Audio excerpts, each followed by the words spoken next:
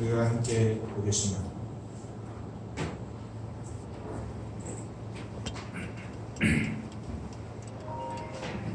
이사야 29장 13절 말씀을 우리가 함께 한 목소리로 봉독하겠습니다.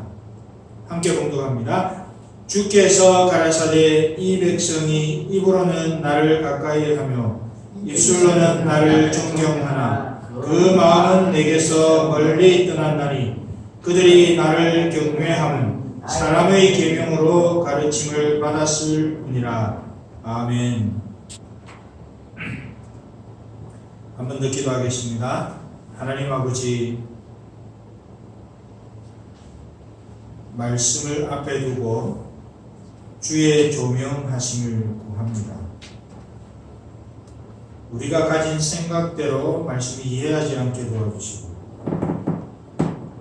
우리의 입술의 달콤함으로 이 종이 말씀을 전하지 않도록 도와주시고 오직 하나님 앞에서 코람데오의 정신으로 주의 조명하심을 따라 말씀을 깨닫게 하시고 또 이 말씀대로 살 수 있도록 하나님이여 도와주시옵소서. 예수님의 이름으로 기도하옵나이다. 아멘.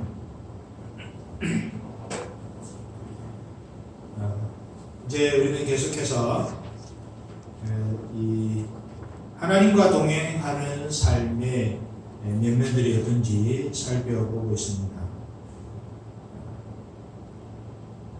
지난 시간에는 율법주의라는 것이 있는데요. 율법주의의 근본이 뭐라고 그랬습니까? 자기중심적. 그리고 자기중심적인 그 근본으로 인해서 나오는 열매들이 어떤 것이 있는지 지난 시간 그 첫 번째로 살펴보았고, 오늘은 그 두 번째 시간으로 율법주의의 또 다른 열매들이 어떤 것이 있는지 우리가 한번 살펴보려고 합니다.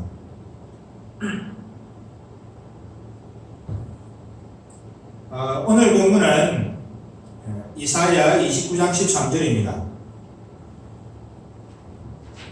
이사야 29장 13절을 보면 주님께서 이사야 선지자를 통해서 이렇게 말씀하십니다.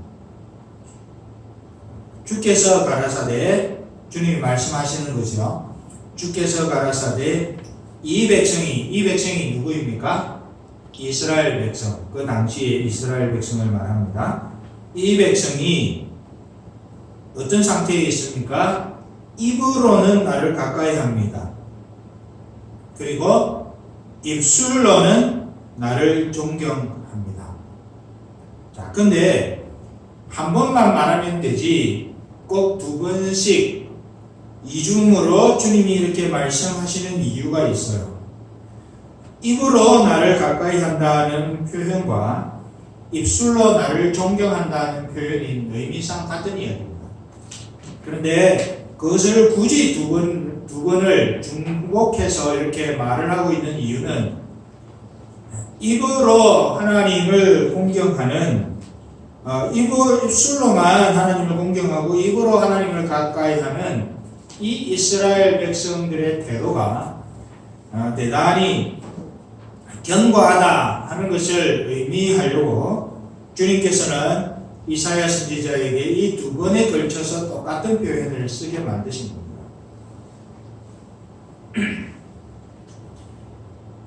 그런데 입으로는 나를 가까이 하고 입술로는 나를 존경하는데 그것이 너무너무 견고하게 이스라엘 백성들은 정말 정교하게 그렇게 하고 있는데, 자, 그 뒤에 말이 중요합니다. 그 마음은 내게서 멀리 떠났다니. 그 마음은 내게서 어떻게 됐다고요? 떠났나니 해도 되는데 다시 그 말 하나를 굳이 추가합니다. 멀리 떠났나니. 이 말은 입으로는 하나님을 가까이 하고 입술로는 하나님을 존경하는 이 태도와 그 마음의 상태가 너무너무 갭이 크다는 것을 의미하려고 거기에는 굳이 안 써도 되는 표현, 멀리라는 표현을 써서 그렇게 그것을 그려내고 있습니다.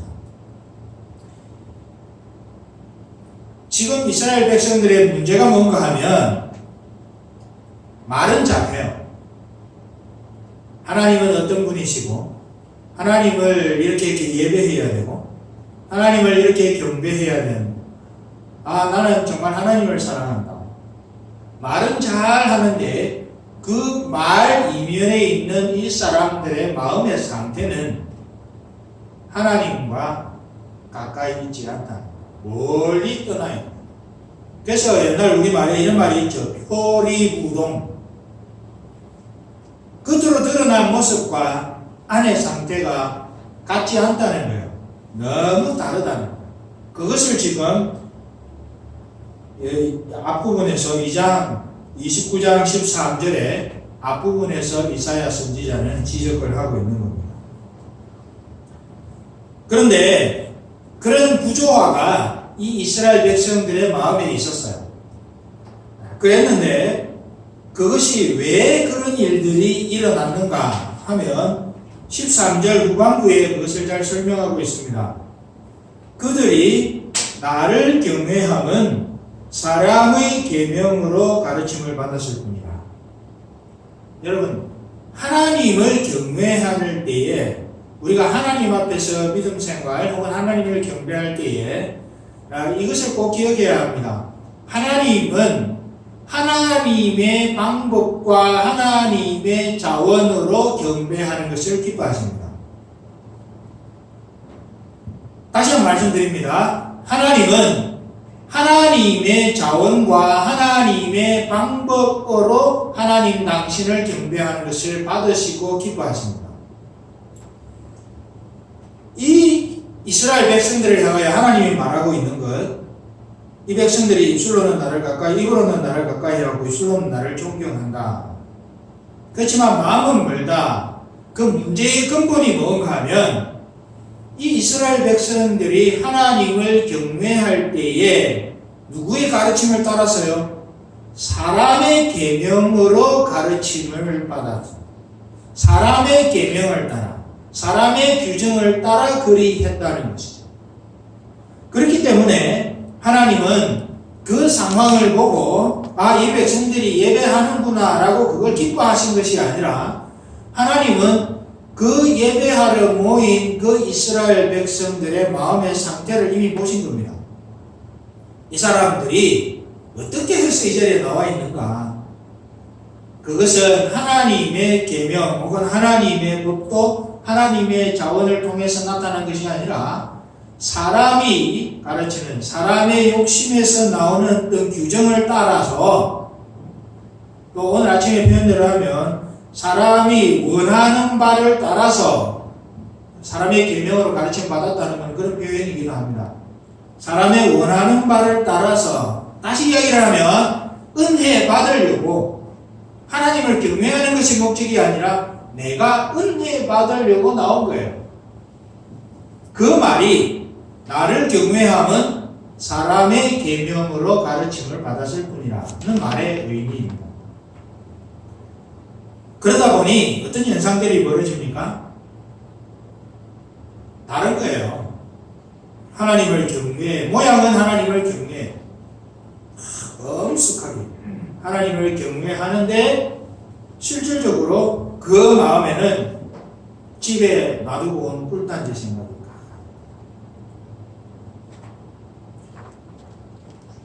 그것을 오늘 12번째 강의 여기서는 그것을 율법주의의 열매들의 한 모양으로 이렇게 넣어서 그 캐러거리에 넣어서 우리가 살펴볼 것입니다. 핸드아웃을 보시면 제가 읽어드리면서 간략간략하게 설명을 드리겠습니다.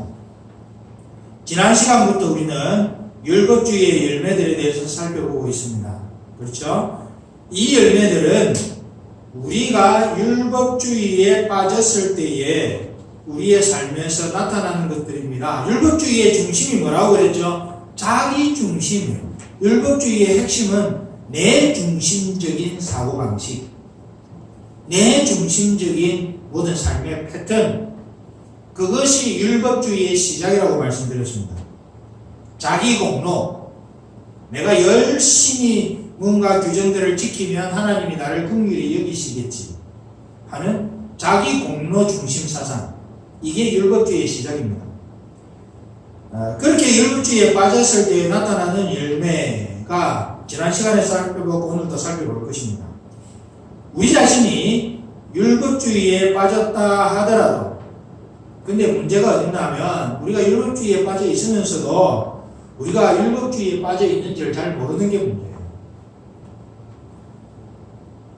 그래서 이 열매들을 살펴봄으로써 자신이 율법주의에 빠져 있는지를 현실적으로 점검해 볼 수 있을 겁니다. 그 율법주의 열매의 오늘 두 번째 시간의 첫 번째 내용이 뭔가 하면 형식적인 예배입니다. 형식적인. 그 예를 세 군데로 나눠들고 있습니다. 이사야 29장 13절, 예레미야 12장 2절, 그리고 마태복음 15장 7절부터 9절. 제가 시간을 잠시 드리겠습니다. 그 성경을 열어서 이 세 구절이 지시하고 있는 공통점이 무엇인지를 한번 발견해 보시기를 바랍니다. 이 세 구절이 가르쳐주고 있는 공통점, 지적하고 있는 공통점. 이사야 29장 13절, 예레미야 12장 2절, 마태복음 15장 7절부터 9절의 말씀이 지적하고 있는 공통점이 있습니다. 두 군데는 구약 성경이고 한 군데는 신약 성경인데 그것을 똑같은 이야기를 다른 표현을 써서 하고 있습니다. 한번 보시기를 바랍니다. 제가 지금 간략하게 보시면 됩니다. 한 절밖에 안 되니까 한번 기록도 하시고 그렇게 해서 한번 보시면 좋겠습니다. 자, 한번 보셨습니까? 우리 29장 13절은 읽어봤으니까 그거는 넘어가셔도 되고요. 예레미야 12장 2절하고 마태복음의 말씀만 보시면 됩니다. 자, 한번 찾으셨습니까? 네, 한번 보십시오. 자, 그럼 거기에서 무슨 이야기를 하고 있어요? 거기에서 무슨 이야기를 하고 있냐면 거기에 아까 제가 힌트를 드렸습니다. 똑같은 이야기를 하고 있습니다. 자, 29장 13절은 제가 설명을 드렸습니다. 입술로는 하나님을 공경하지만 마음은 하나님께서 떠나 있다. 자, 예레미야 12장 2절은 뭐라고 얘기를 합니까? 주님의 은택을 입었으나 그 이스라엘 백성들이 주님의 은택을 입었다고 얘기를 해요. 그런데 거기에 표현대로 하면 뭐예요? 입술만 주님과 가깝고 마음은 멀어져 있다. 그죠? 입술만 주님과 가깝고 마음은 주님으로부터 멀어져 있는. 마태복음 15장 7절부터 9절은 무슨 이야기를 하고 있습니까? 이사야 29장 13절과 거의 똑같은 이야기를 거기서 하고 있습니다. 입술로는 하나님을 공경하지만 마음은 하나님께서 멀어져 있습니다. 사람의 계명을 교훈으로 삼아 가르쳤고 그래서 하나님을 헛되이 경배했다고 마태복음 15장은 그렇게 말합니다. 세 구절의 공통점은 이 공이 이스라엘 백성들의 문제점을 지적하고 있는데 그 문제점이 뭔가 하면 입술은 겉으로는 하나님을 공경해요. 그런데 그 마음이 입술로 고백하는 하나님을 향한 공경을 못 따라가는 거예요. 다른 거예요. 그래서 결국은 뭐예요? 하나님을 헛되이 경배해라. 하나님이 안 받으신다는 거예요. 이건 결국은 무슨 이야기인가 하면 형식적인 예배를 말합니다. 이들이 정말 예배를 잘못 드렸을까요? 그렇지 않습니다. 레위기시에 나와 있는 그 규정을 따라서 정말 엄밀하게 예배를 제사를 지냈습니다. 예배를 드렸습니다. 정말 하나님 앞에서 정말 두렵고 떨린다고 생각하고 그 은밀하게 순서를 따라서 아주 디테일하게 그 모든 절차들을 다 진행했어요. 그런데 주님은 그것을 하나님을 헛되이 경배했다라고 표현을 하는데 그 이유는 그 은밀하게 하나님을 예배하는 만큼이나 마음이 거기에 안 따라갔다는 거죠. 입술로만 드리는 형식적인 예배는 정성이 부족한 예배를 의미하는 것이 아닙니다. 형식적인 예배다 하니까 대강대강 했겠지 라는 그게 아닙니다. 정성이 부족한 것을 말하는 것이 아닙니다. 이것은 본질이 없는 예배를 말합니다. 이 세 구절에서 이야기하는 예배의 본질이 뭐예요? 하나님을 알고 사랑하고 하나님을 가까이 하는 거예요. 그래서 성경은 말합니다. 여호와를 가까이 함이 내게 복이라. 복은 물질이 많은 것도 복이 될 수 있고 다 복이 될 수 있지만 성경이 말하는 복은 우리가 하나님을 가까이 할 수 있다는 게 복인 거예요. 진짜 복 없는 인생이 뭔 줄 아세요? 하나님을 가까이 할 수 있는 기회를 어떤 이유에 의해서 뺏긴 사람, 죄의 영향력 때문에 그것을 못하는 사람들, 일상이 너무 바빠가지고 하나님을 경배할 기회를 갖지 못하는 사람들, 그리고 삶이 지쳐서 모든 것이 자포자기해서 하나님, 나는 하나님 예배드릴 힘도 없어요, 기도할 힘도 없어요 하시는 분들이 세상에서 제일 불쌍한 사람. 왜냐하면 성경이 말하는 것은 여호와를 가까이 하는 것, 어떤 상황과 환경에도 불구하고 여호와를 가까이 하는 것이 내게 복이라 했으니 그 복이 있다는 것은 내가 지금 여호와를 가까이 하고 있다는 것입니다. 그래서 말씀드린 대로 제일 불쌍한 사람들이 그 여호와를 가까이 하는 복을 누리지 못하는 사람, 현실적인 이유 때문에 그게 문제인 것이죠. 그러므로 하나님을 알고 사랑하는 것이 빠진 예배는 그 형식이 아무리 정교하고 정성을 다해서 드린다 해도 그것은 하나님이 받으실 만한 예배가 아닙니다.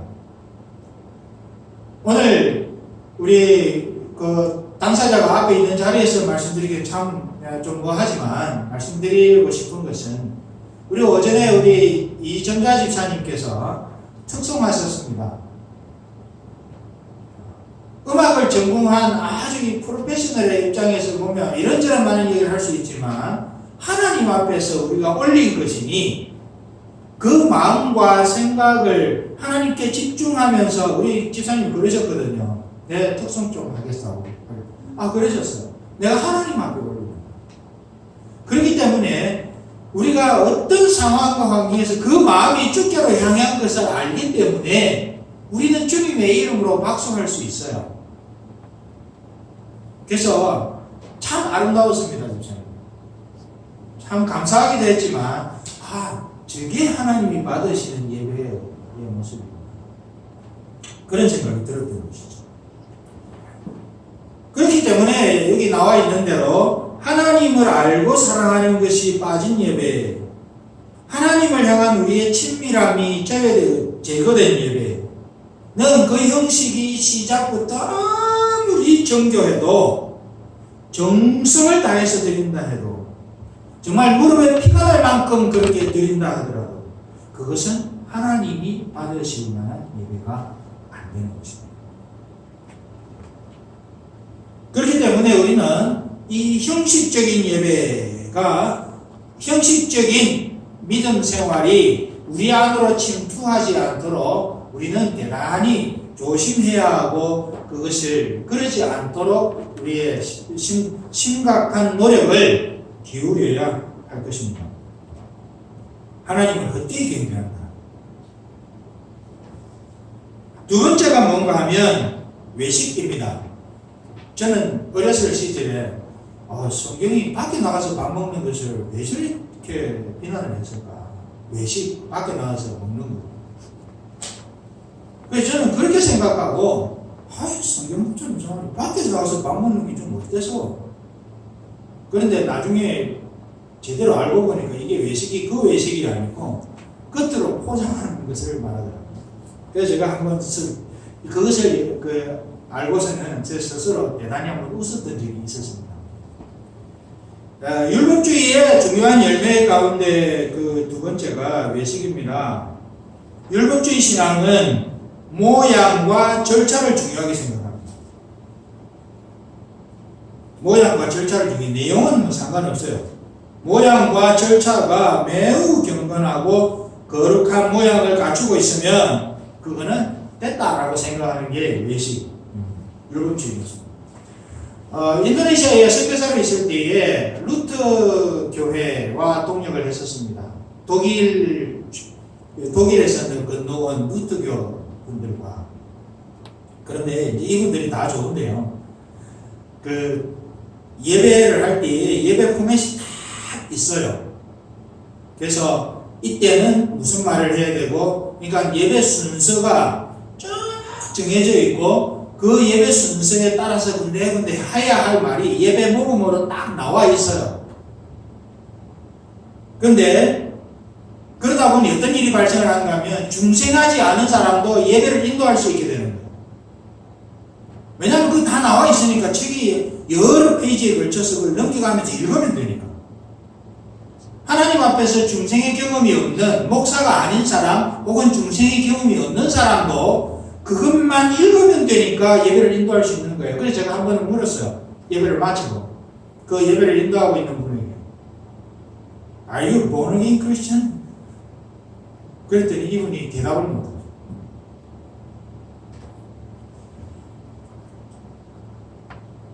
그 상황 속에서 제가 느낀 것은 그런 것이었습니다. 아, 이게 율법주의구나. 그 형식을 따라서 제대로만 하면 내용이 어찌됐든 간 그 마음의 상태와는 상관없이 그걸 하나님이 받으셨다라고 하는 생각을 하고 있는 거죠. 이게 율법주의 신앙인데요. 이 율법주의 신앙의 특징 중에 하나가 뭔가 하면 죄를 이기는 본질적인 능력이 없습니다. 이게 문제예요. 그러다 보니 결과적으로 나타나는 현상이 외식입니다. 내면에 죄를 이기는 능력이 없으니까 형식적으로라도 굉장히 반듯하게 해서 그것으로 만족하려고 하는 성향이 나타나는 것이 율법주의입니다. 그래서 율법주의 신앙에서는 외식이 가득하고 그것을 주님은 말하기를 위선이라고 말합니다. 주님 앞에서의 위선인 것이죠. 마태복음 23장 25절부터 28절까지를 보시면 거기에 그 이야기를 주님이 해두고 있습니다. 외식입니다. 외식. 세 번째 열매, 율법주의의 열매가 뭔가 하면 실제가 없어요. 정말 중요한 게 알맹이가 빠져 있는 거죠. 마태복음 21장과 마가복음 11장을 보면 그게 어떤 이야기가 나오나 하면 잎이 무성한 무화과 나무를 주님이 저주하신 사건이 그게 나옵니다. 잎이 무성한 무화과 나무. 자, 옛날 고대 근동에서 무화과 나무의 잎이 무성하다는 것은 뭘 이야기하는가 하면 반드시 열매가 있다는 것을. 이제 이게 계절이 되어가지고 그 나무에 잎이 막 생기죠. 잎이 생긴다고 하는 것은 이 나무에 지금 열매가 맺혀 있다 하는 거예요. 그래서 주님이 멀리서 그걸 봅니다. 근데 무화과 나무에 잎이 무성한 거예요. 잎이 무성하니까 누구든 상식적으로 생각을 하고 주님과 마찬가지지만 상식적으로 생각할 때 잎이 무성하니까 자연의 이치를 따라서 열매가 있으리라. 그래서 배가 고파서 그걸 가지고 배를 좀 채우려고 주님이 가까이 가셔서 열매를 찾았습니다. 근데 열매가 없어요. 잎만 무성하고 열매는 없는 거예요. 잎이 무성하면 열매가 있어야 된다고 말씀드렸습니다. 근데 잎만 무성하고 열매가 없는 거예요. 무화과 열매. 잎이 본질이 아니잖아요. 물론 잎이 있어야 되지만 잎이 본질이 아니고 결국은 열매가 본질인데 그 열매는 없고 잎만 무성하니 그 무화과 나무가 어떻게 쓸모가 있겠는가. 그래서 주님은 그 장면을 보면 이 무화과 나무를 저주하십니다. 그러니까 그 다음날 보니 무화과 나무가 완전히 바짝 말라버린, 진짜 쓸모없는 상태로 바뀌어버려요. 물론 주님은 그 사건을 통해서 우리의 믿음이 있으면 이것도 이런 일뿐만 아니라 산을 옮겨라도 옮길 것이다라고 하는 그 믿음에 대한 교훈을 주시지만, 그 현상만 두고 보면 잎과 열매의 관계에 있어서 잎은 무성하고 열매가 없는 부조화의 실제가 없는 상태, 이것을 그림처럼 크게 보여주는 것입니다. 하나님 앞에서 이론은 중요함에도 불구하고 실제를 위한 수단에 불과합니다. 아무리 이론이 많아도 실제가 없으면 모든 이론은 아무런 의미가 없습니다. 하나님은 사랑이시고, 하나님은 능력이시고, 하나님은 무소부재하시고 무소불위하시고, 하나님은 우리 인생을 긍휼히 여기시고 100번 외워도 무슨 소용입니까? 긍휼히 여기신 하나님이 내 삶의 실제가 안 됩니다. 무소부재하신 하나님이 내 삶의 실제가 되지 않는데, 하나님은 무소부재하시다고 천번 만번을 외워도 그걸 기억해도 무슨 소용이 있겠는가? 우리는 하나님에 대한 지식을 많이 알고 있는 것에 감탄하며 박수칠지 몰라도 실질적으로 하나님이 내 삶에서 그 영향력을 행사하는 하나님과의 친밀한 관계의 열매가 없으면 아무 소용없는 상태에 가게 됩니다. 그래서 율법주의에서는 실제가 없는 거예요. 그래서 내가 신학을 많이 알고 있다. 그래서 제가 그 신학교에 처음 들어가가지고 고민했던 것도 그 문제입니다. 신학교에 들어갈 때는 주님을 더 잘 알고 싶어서 목사가 되겠다는 생각을 하지도 못했고, 대신 내가 신학을 더 공부해서 성경을 좀 더 알아보리라 하는 목적을 가지고 신학교를 갔습니다. 그런데 갔는데 하나님을 제게 알려주기는 그냥 하나님에 대해서만 알려줍니다. 조직신학 첫 시간에 들어가가지고 하나님에 대해서 이야기하는데 그게 나하고 무슨 상관이야 라는 생각이 드니까 아예 학교를 빨리 그만두고 싶은 생각도 있었어요. 그런데 하나님이 은혜를 베푸셔서